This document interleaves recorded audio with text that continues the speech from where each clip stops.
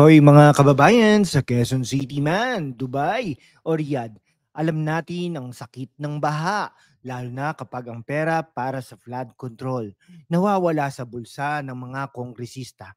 Ako si Lana, ang inyong hashtag #WalkWithLan.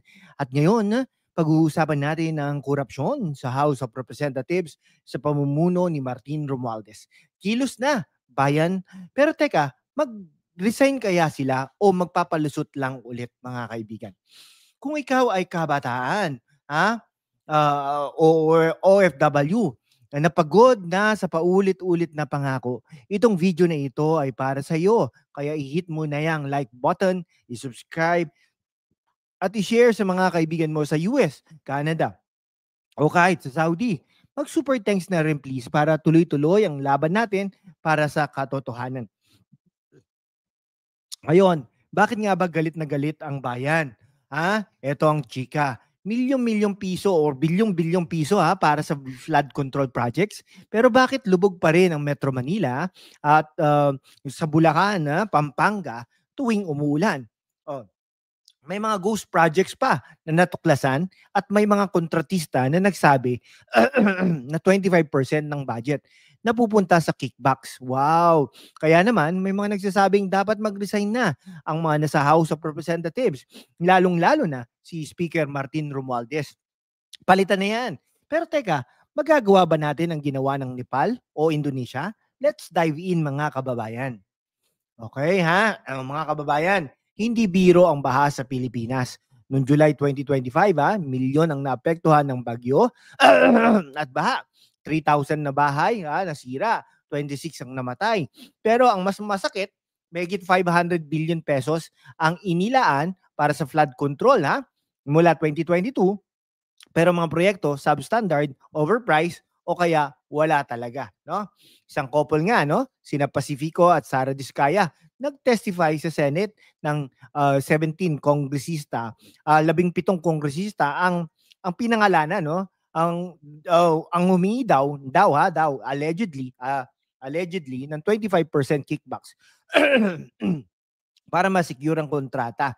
Walang ebidensya pa, no? Pero sinabi nila may record sila ng mga transaksyon. Ano ito? Teleserye?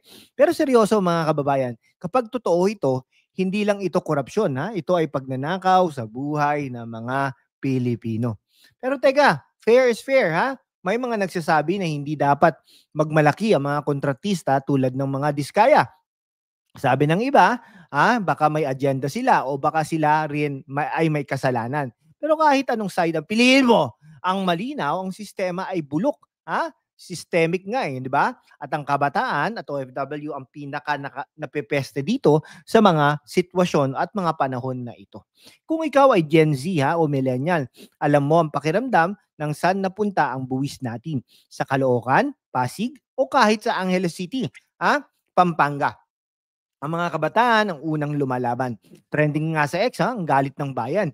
May mga nagsasabing parang Nepal o Indonesia ang kailangan natin. Kung saan ang mga tao mismo ang nagtulak ng pagbabago. Sa Nepal, noong 2015, nag-alsa mga kabataan laban sa korupsyon sa gobyerno. Sa Indonesia, noong 2019, until now, di ba? Nagprotesta mga estudyante laban sa mga batas na pabor sa mga elitista. Pero sa Pilipinas, ang tanong, kaya ba natin ito? Ang kabataan ngayon, lalo na sa social media, gamit ang hashtags tulad ng hashtag #WalkWithLan, ay may boses na malakas. Pero kailangan natin ng aksyon, hindi lang likes and shares mga kaibigan. Okay land holding baha survival kit with a plastic bag and a snorkel saying, eto na lang ang maaasahan natin kung walang flood control. Ang mga kabataan ay galit dahil ang pera na dapat para sa flood control ay dapat din para sa edukasyon, trabaho at healthcare, no? Pero sa halip, napupunta sa bulsa ng iilan. At ang masaklap kahit ang mga OFW na nagpapadala ng remittances mula Dubai, Qatar at Hong Kong, apektado rin ang buwis natin, remittances natin, parang nawawala sa baha. Okay, kung ikaw ay OFW sa UAE, Japan o Canada, alam mo ang sakit ng pagpapadala ng pera para sa pamilya. Tapos malalaman mo na ang gobyerno hindi nagagamit ng maayos ang buwis. Ang mga OFW mga kababayan ay bayani, pero bakit parang iniiwan kayo ng sistema?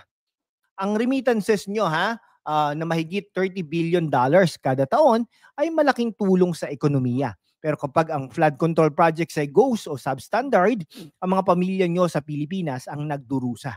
Kaya naman, ang hashtag Walk with Land ay para rin sa inyo.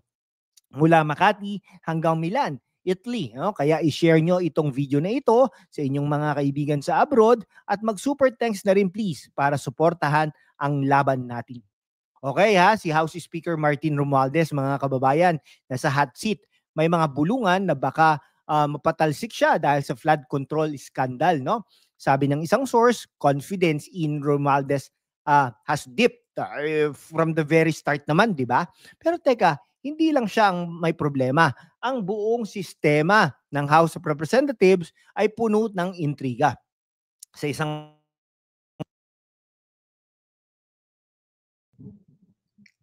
Okay sa isang banda, sinabi ni Romualdez na sinusuportahan niya ang independent scrutiny ng korupsyon.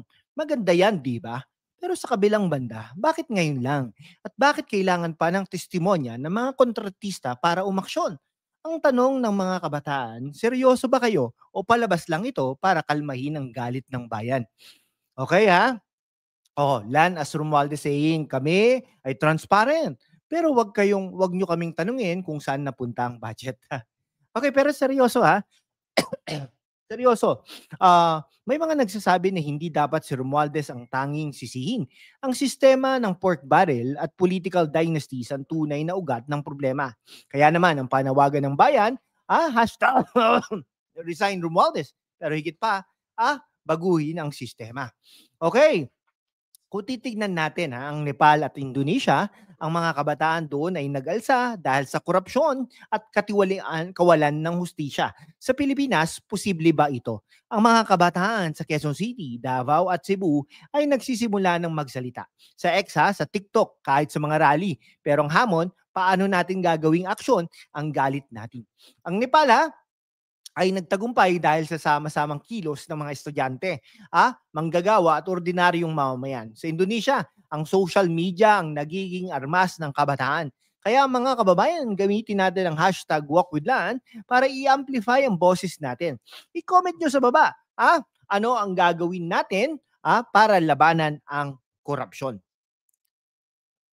Okay mga kababayan, mula Los Angeles hanggang Zamboanga, mula Dubai hanggang Sydney, ang laban natin ay iisa.